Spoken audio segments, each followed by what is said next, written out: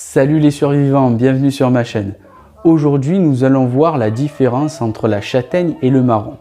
Ce qu'il faut savoir, c'est que dans le commerce, les châtaignes sont appelées des marrons parce que ça fait peut-être plus marketing, mais en tout cas, les marrons ne sont pas comestibles. Si vous en mangez, vous allez avoir la...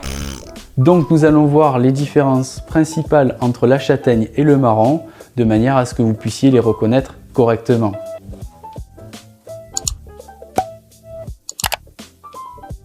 Pour information, je ne suis pas botaniste, seulement un simple amateur.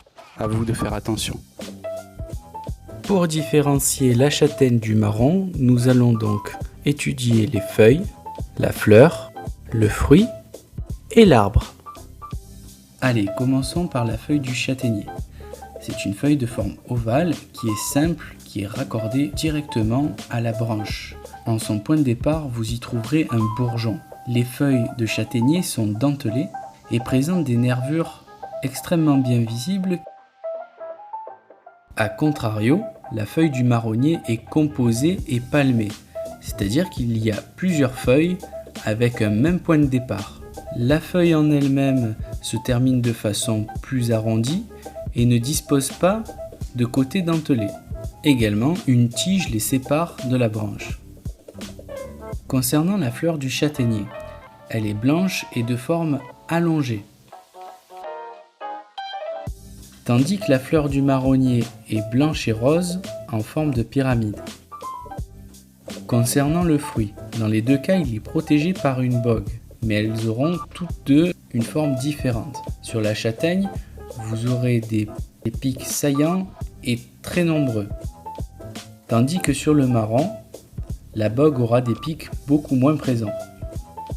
Le marron et la châtaigne présentent toutes deux une différence de couleur à un point précis. C'est ce que l'on appelle la lunule, que vous voyez ici. La différence notable entre les deux fruits se résume dans le fait que le marron est totalement lisse, tandis que la châtaigne dispose à une extrémité d'une petite touffe de poils. C'est cette différence notable qui va vous permettre de la reconnaître quoi qu'il arrive. L'écorce du châtaignier a une couleur qui va du brun au gris. Elle monte en lanière avec un enroulement vers la gauche depuis la base du tronc. L'écorce du marronnier, elle, se détache par plaques. Elle est brune mais tire davantage vers le marron. Voilà, j'espère que cette vidéo vous sera utile dans vos balades. Régalez-vous bien et à très bientôt pour une prochaine vidéo.